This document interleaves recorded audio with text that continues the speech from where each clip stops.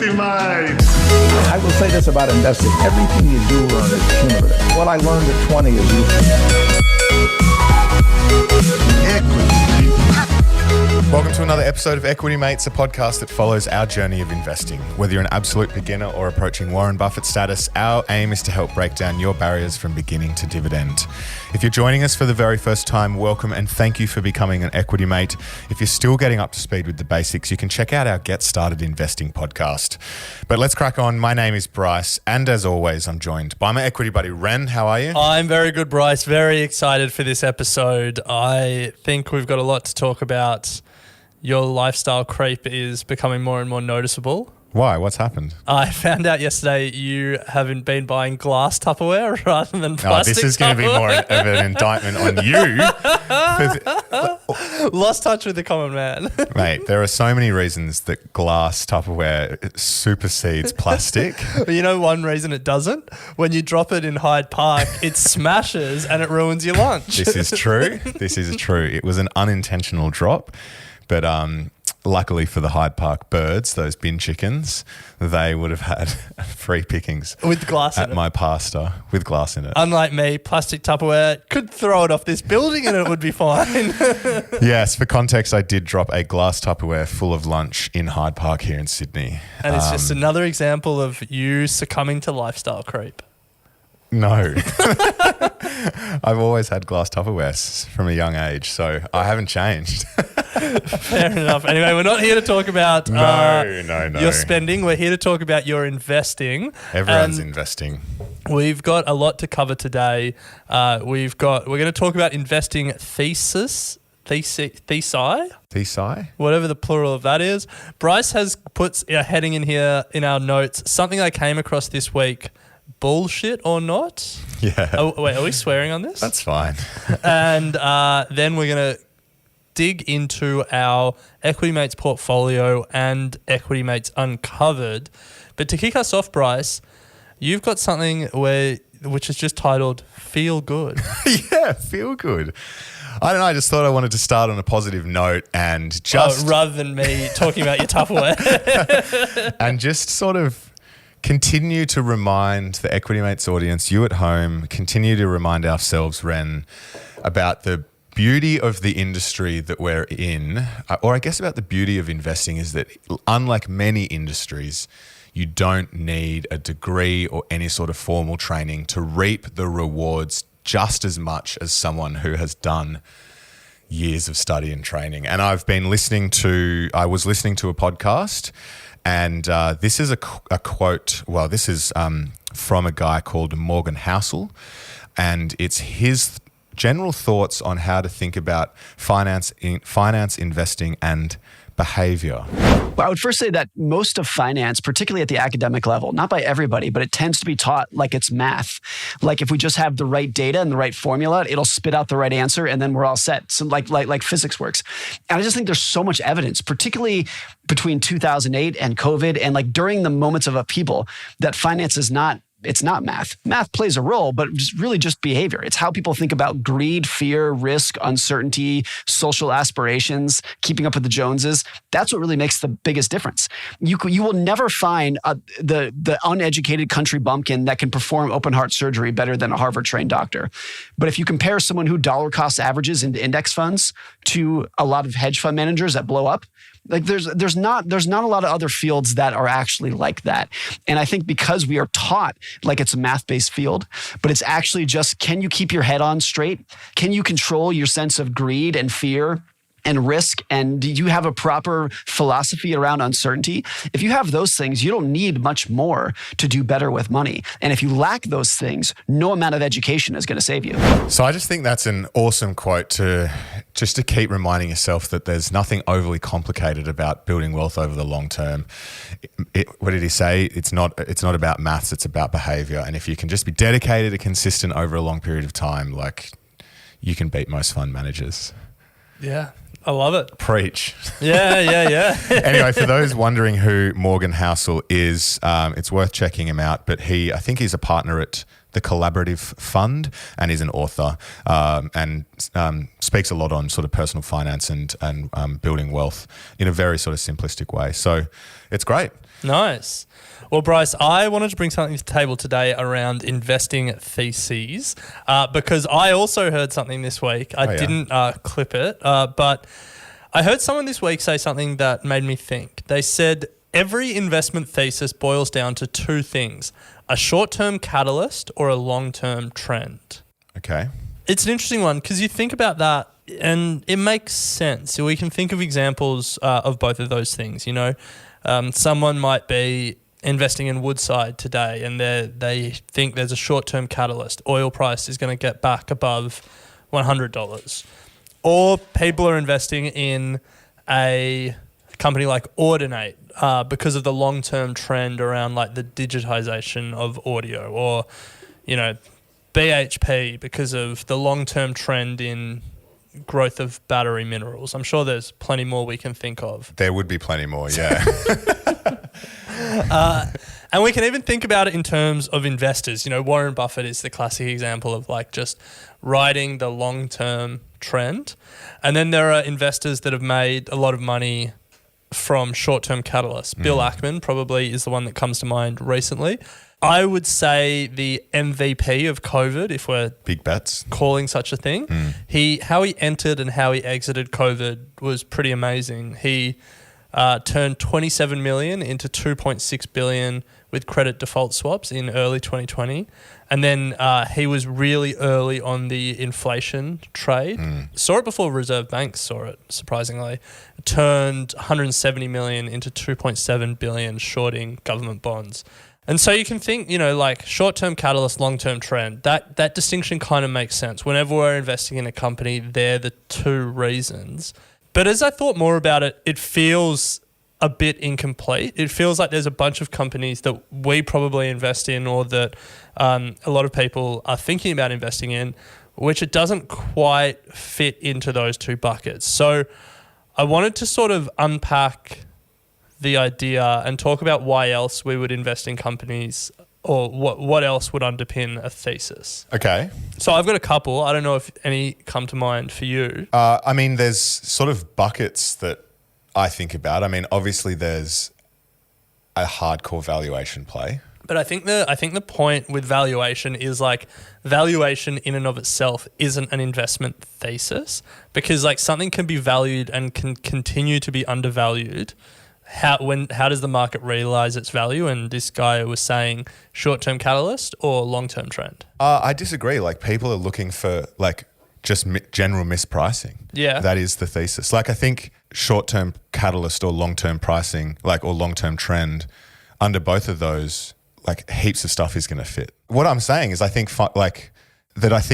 people do invest purely based on valuation. But is that sensible? Like the last decade, we've seen value investors just get taken to the cleaners trying to invest in deep value. The question wasn't what is a sensible thesis. All right, new rule. Underpinning everything we talk about, is it sensible? I mean, there has been times in history where it's been sensible. Okay. Yeah. Yeah. I think that, like, we have spoken, as you said, we've spoken to people who like deep value. Like, I am just looking for something here that... Yeah, but that strategy hasn't done too well over the past decade. No. Yeah. But then similarly, like, I think, and this probably falls under short-term catalyst, I guess, but like there's thesis around, if you're talking financials, companies that just continually outperform guidance and continually, like, revenue drives stock performance. And so, like, from a financial point of view, there's a thesis that you're just investing based on that. Yeah, so that probably leads to two, because I was thinking about like I was like looking at my portfolio and I was thinking, what are some of the other reasons that I would invest in a company outside of short-term catalyst, long-term thesis? And to be honest, there's not a lot of short-term catalyst plays in my portfolio. The next one that I had was exceptional management.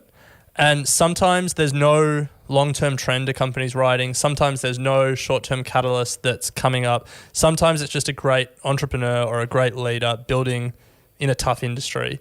And the classic example in Australia, I don't own this one, but Nick Scali. Like, who would have thought furniture? Yeah, but I mean, the argument could be that the long-term trend is the type of furniture that he was doing at the prices that he was doing it at. I guess so. Like- I guess so.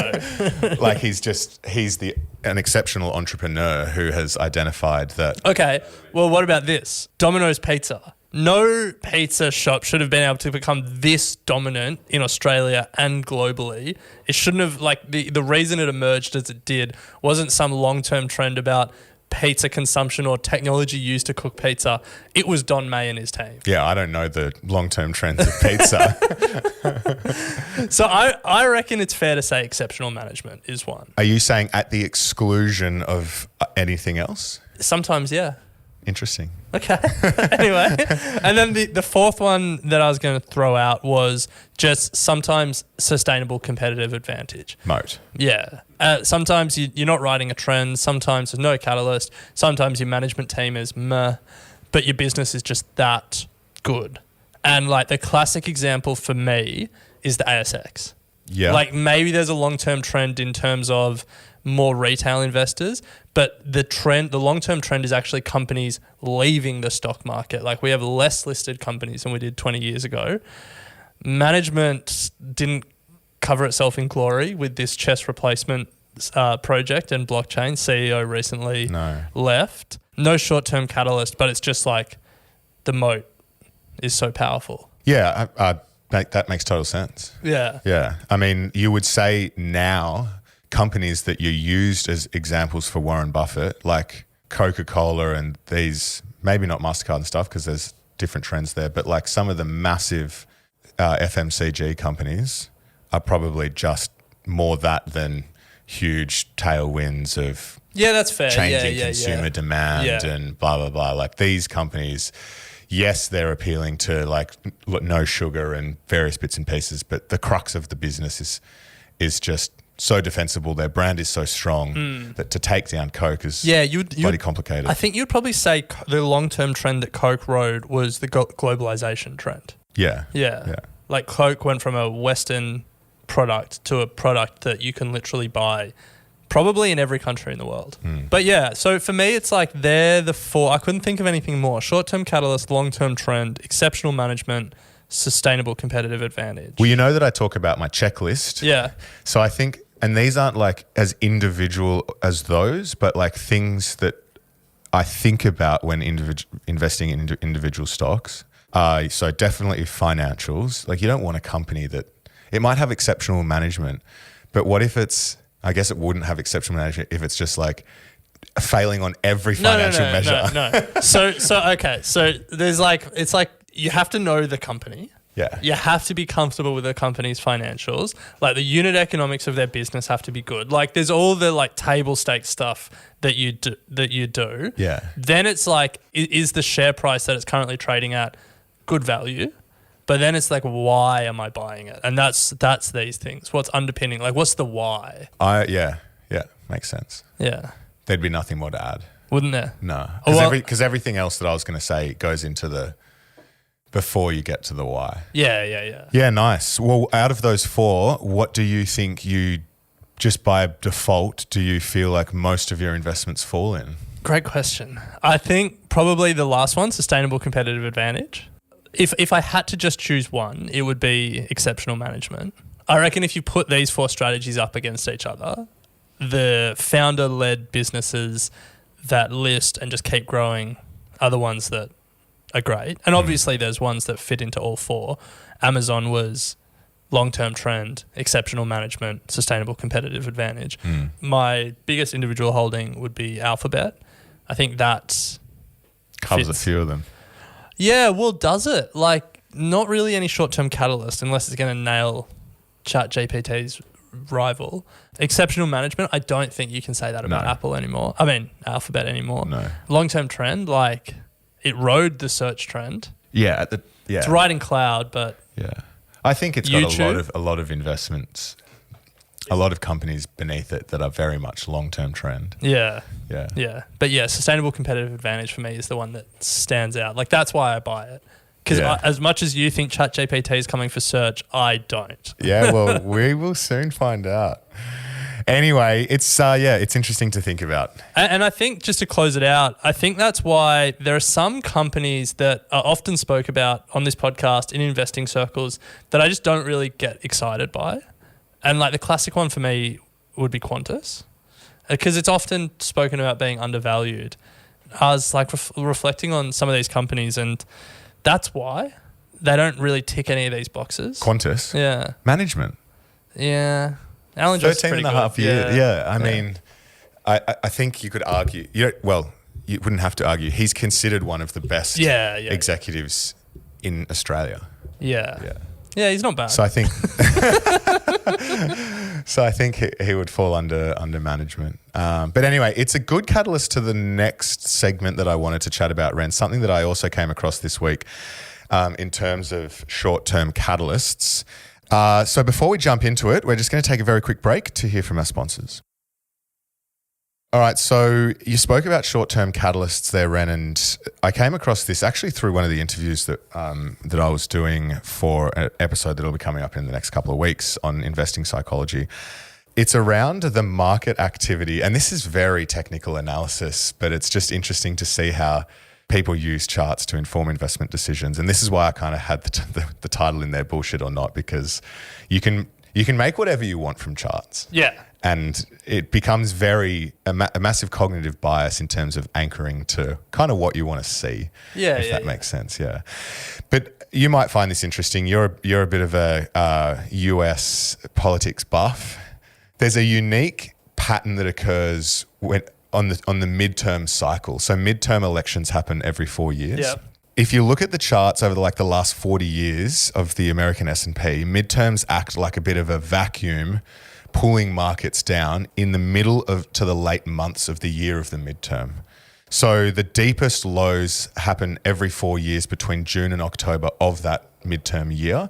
And then you'll find that the corresponding sort of 14 months is statistically a really positive, almost bull market action. Now, I'll show you the charts and I'll put it in the Facebook group as well so people can have a look. But it's quite compelling, I guess, to see that every 4 years in that late part of the midterm year, and last year was a midterm year. Yeah, 2022. 2022 was a midterm year. You then see the markets run before sort of getting pulled back down 4 years later in that midterm cycle. Now, again, you can put lines in charts and say that this happens wherever you want and make sort of assessments and judgments. But I just did find it interesting because the comment from the expert that we had was, it's happening again, and he feels that this year you're going to see something no different. Right, so he reckons we're in for a bull market. He reckons we're going to see a pretty positive and strong S&P 500 this year based on the fact that we had the midterms last year. I'm just trying to think. So the big market crashes, 1987, not a midterm year. 2001, not a midterm year. 2008, not a midterm year. 2020, not a midterm year. Are we sure that this is right?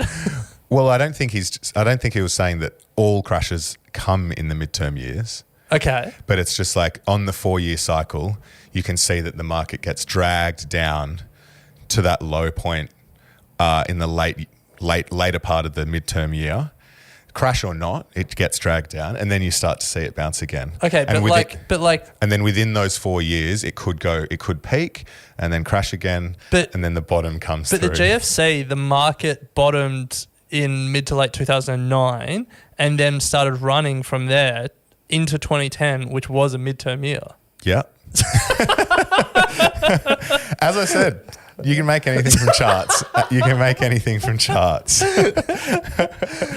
And this is why I question it, bullshit or not. And look, I'm just going to say, I'm not going to add, is it a midterm year as a fifth criteria for my investment thesis? Short-term catalyst. True, short-term catalyst. Long-term trend. If every time. Double whammy. Anyway, let's talk about something more serious. If you're interested, I will put up those charts in the forum and our Facebook group. So make sure you're part of the community there to have a look. More importantly, if we're wrong, come and tell us in the Facebook group. Well, if I'm wrong, I feel like you would, yeah. I don't really care. I'm not going to invest on this. All right, Ren, it's time to chat EM portfolio and Uncovered, but let's start with EM portfolio. We brought it back. We dusted it off last week. If you haven't listened to it, go back and listen to it. All it is Ren and I attempting to chat about some of the stocks that are of interest to us and track them, see how they go. We've already had people asking where the link is to it. We don't have a link. It's not on our website yet. It will be, though. But it will be. So just stay tuned. We're asking ChatGPT for the code, and it'll be out there soon, right? Now, Bryce, before we speak about the Equity Mates portfolio, it's important to stress that this is just us collecting the stocks we speak about and the experts we interview speak about. It is not investment advice. We're not aware of your personal circumstances or risk tolerance. But with that, let's get to the stock that you pitched, Airbnb. You must be feeling pretty good. It's up 9% in the past month. That's why they call me the portfolio king. Well then, short-term catalyst, long-term trend, exceptional management, or sustainable competitive advantage? It's got, it would tick a box, a small box in competitive advantage, I think. Massive box, I reckon. Yeah. I would also say that it's got long-term tailwinds. Yeah. I'm not so sold on exceptional management. Really? Yeah. I'm pretty sold on exceptional management. Yeah, I don't know enough about them. Brian Chesky and... I mean, amazing story. Yeah. But I'd probably go with those two. And short-term tailwinds. That was half of my pitch last week, was this massive return still of pent-up demand from COVID and people getting out there and travel. So Ren, we're not going to add too much to Airbnb, the thesis, but we have had some commentary come in from the Equity Mates community, which is great. And if you do want to contribute to the conversation, hit us up at contact@equitymates.com or via our social channels. But this has come in from Jen, and she just wanted to add a little bit of colour to the pitch last week, and probably some facts and figures that we didn't discuss when considering Airbnb. So she's a former Airbnb host and was scared off a little bit. And I said last week that one of the big sort of drivers of my thesis was a lot of they're really pushing for hosts to come on because you need obviously supply and demand on both sides of the marketplace. But she said that the regulatory environment was rather challenging, and by this she meant taxation. She's not sure that if all hosts are aware that their income is taxable the same as any rental income. Well, that totally makes sense, and that by opening their homes to guests, they also become liable to capital gains tax, albeit prorated, with no access to the 6-year rule exemption. I think that means for the house itself. Yeah, because your family home is capital gains exempt. Yeah, and so by opening it up, it's treated as an investment, I guess. So that is something certainly to look into if you're thinking about becoming a host. Furthermore, she says very few insurance companies will provide home insurance for Airbnb hosts. She only knows of 2 in Australia, and local councils are also cracking down and introducing limits on hostings.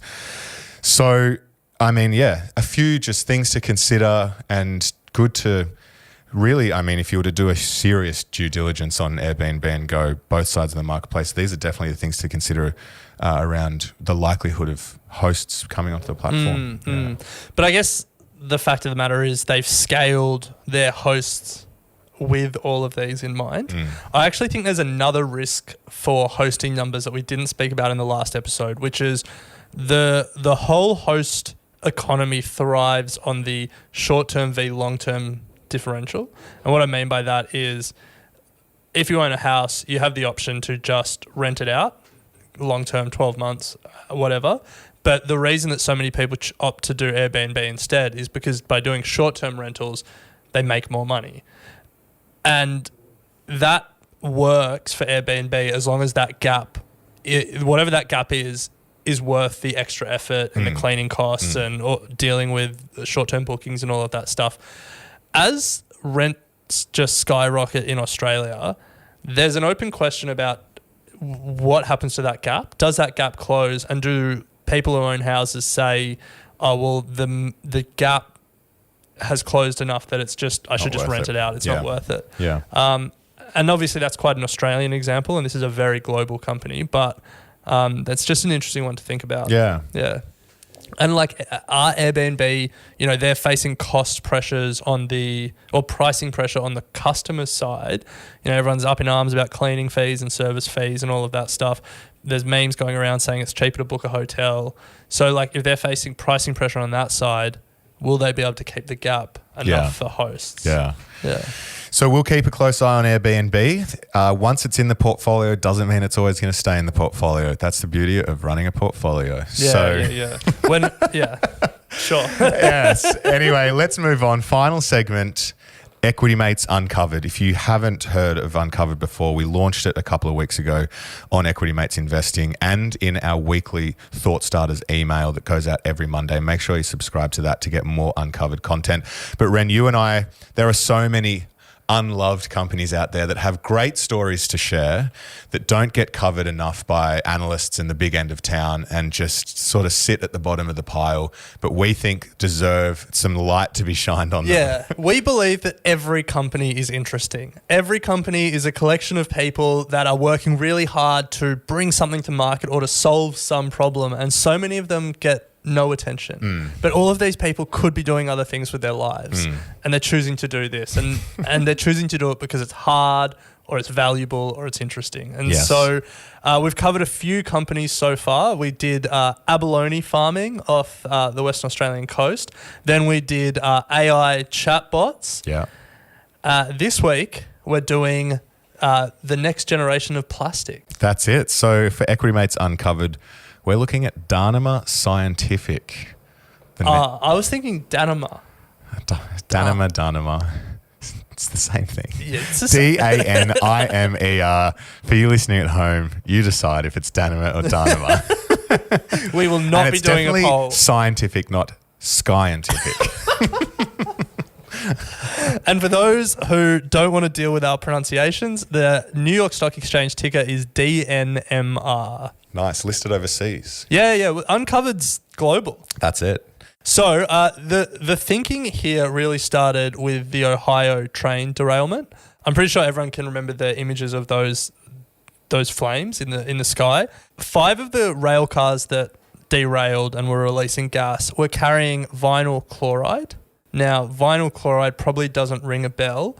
Does polyvinyl chloride ring a bell? PVC. PVC pipes. So PVC, one of the most common types of plastic, vinyl chloride, a key component in making PVC. The gas is extremely flammable and carcinogenic, but it's a key input into the plastic making process.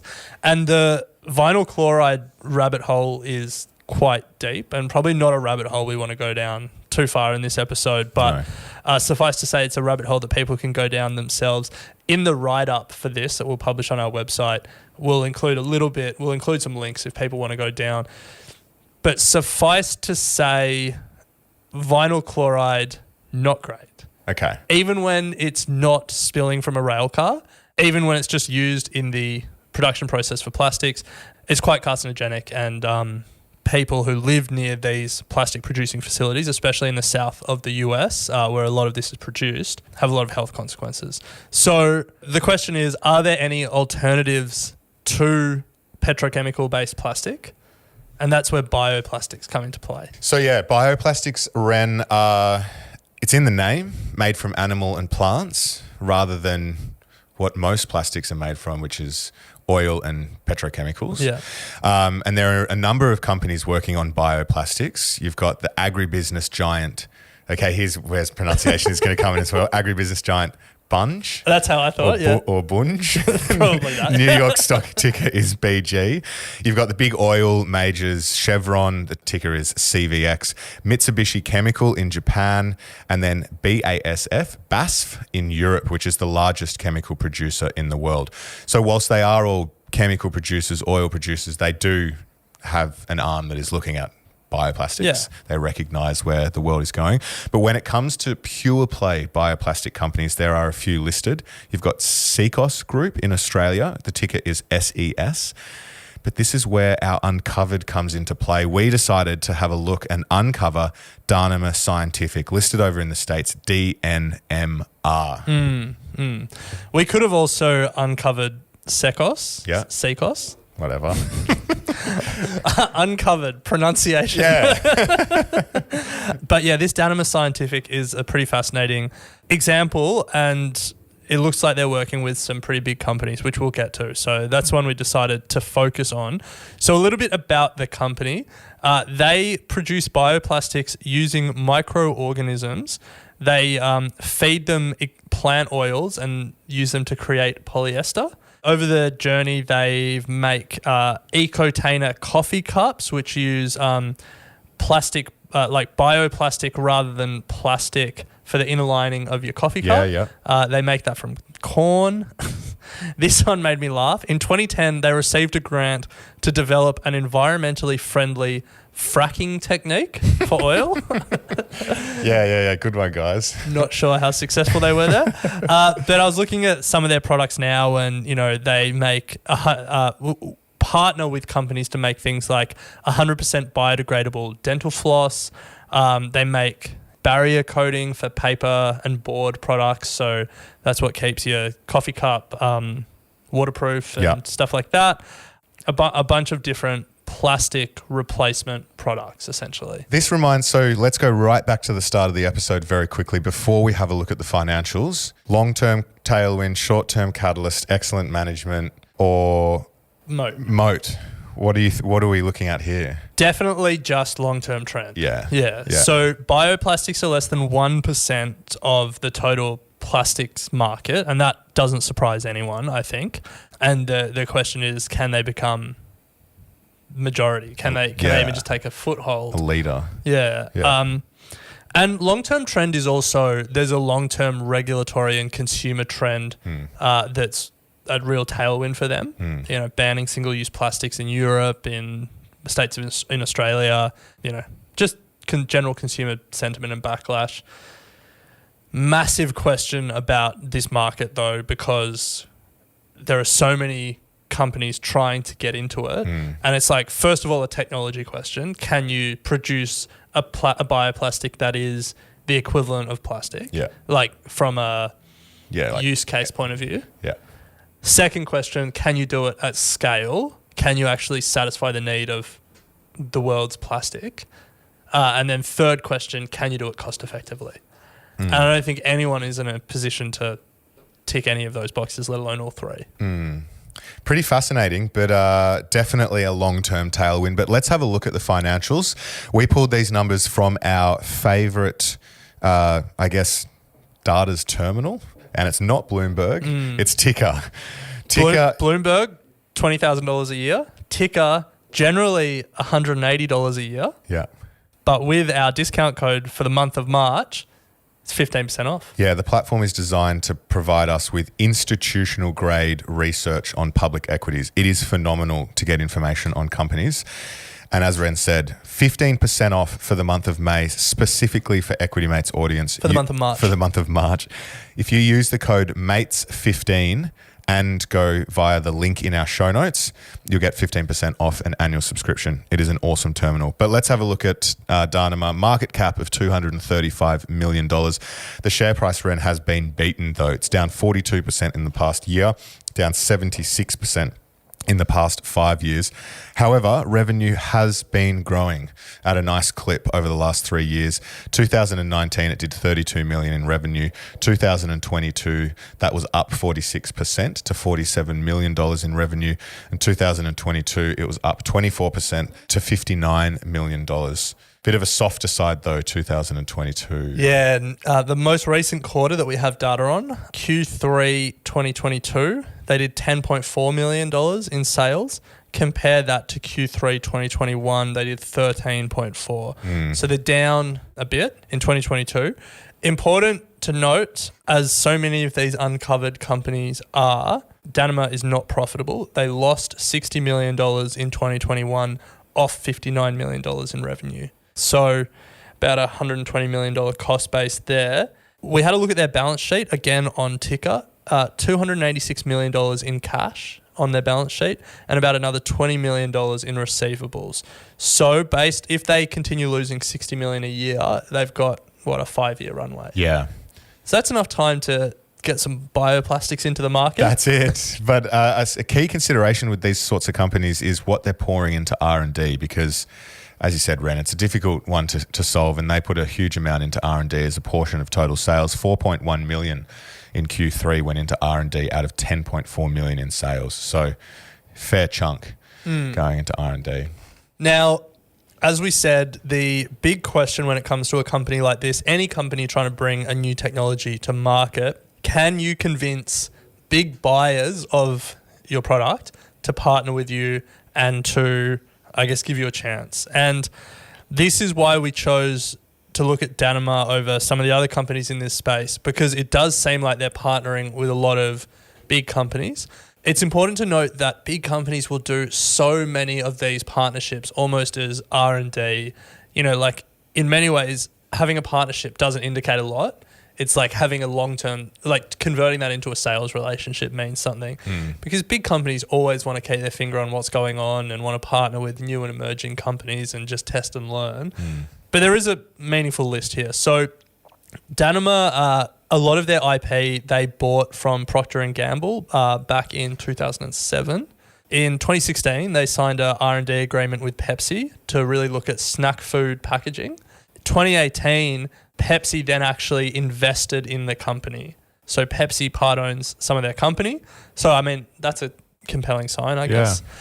In 2018, they also signed an R&D agreement with Nestle looking at water bottles, labels and bottle caps. In 2020, they signed a partnership with Bacardi to produce 100% biodegradable spirits bottles. And then in 2021, they signed a partnership with Mars Wrigley to develop home compostable packaging. So you can see some of the big FMCG companies are partnering with them, looking at this space. There's obviously a lot of pressure on those companies to improve the amount of plastics they're putting into the world. Alongside that, a lot of the large retailers, especially in the US, actually solely in the US, are partnering with them. Again, testing and learning. Target in the US, Walmart, Sam's Club, CVS, Dunkin' Donuts, Starbucks, Costco. Some big names there. Some big names, yeah. So making moves. If you're interested in finding out more information about Danimer and reading the write-up in full, it'll be on our website. Similarly, we'll continue sending out uncovered companies in our weekly Thought Starters email on a Monday. So make sure you are signed up to that as well. You'll find information on how to do that on our website. Final thoughts, Ren? I think, as we said earlier, like bioplastics is so unproven. There's so many reasons why it makes sense, but it only really makes sense if you can do it at scale and at a cost competitive rate. And the reasons that bioplastics made sense are the reasons they made sense 10 years ago and 20 years ago. And the plastics industry is so powerful and so entrenched. Punting on this industry is as specky as specky gets. But if you're interested, find out more on the website. Now, we've covered plenty of ground. Don't forget the TIKR sale. So that's TIKR. Link will be in the show notes for access to the TIKR Terminal. MATES15 is the code for 15% off an annual subscription. If you'd like to contribute an idea to the EM portfolio, or if you'd like us to uncover a small cap stock, both here in Australia or overseas, hit us up at contact@equitymates.com or on our social channels. And if you'd like to see the crazy charts that we were talking about and the midterm election cycle, have a look at our Facebook group. We'll make sure we post them there. And finally, if you could leave a 5-star review for us on Apple or on Spotify, that would be greatly appreciated. We love hearing your feedback and it helps us get in front of new listeners. All right, Ren, well, 2 massive episodes coming up. This Thursday, we're doing a deep dive on Floor and Decor and MasterCard with Nathan Bell from InvestSmart. And then the following Monday, wow, we're excited. We have a new concept that we're launching alongside Ed Cavalier called Is There Money in ... And we're exploring whether or not there is money in a topic that we just randomly choose. And so Ed is kicking it off with Is There Money in a Song? And we're having a look at how people are now making money from, what is it called? Interpolating songs on TikTok and all sorts of weird and wonderful things. It's an epic episode, so make sure you're tuning in next week when we launch that. But otherwise, Ren, we'll pick it up on Thursday. Sounds good. You have been listening to an Equity Mates Media production. In the spirit of reconciliation, Equity Mates Media acknowledges the traditional custodians of country throughout Australia and their connections to land, sea and community. We pay our respects to their elders past and present and extend that respect to all Aboriginal and Torres Strait Islander peoples today. This podcast is intended for education and entertainment purposes. Any advice is general advice only and has not taken into account your personal financial circumstances, needs, or objectives. Before acting on general advice, you should consider if it is relevant to your needs and read the relevant product disclosure statement. And if you're unsure, please speak to a financial professional. The hosts of this podcast and their guests may have positions in the companies mentioned. Equity Mates Media operates under an Australian Financial Services Licence 540697.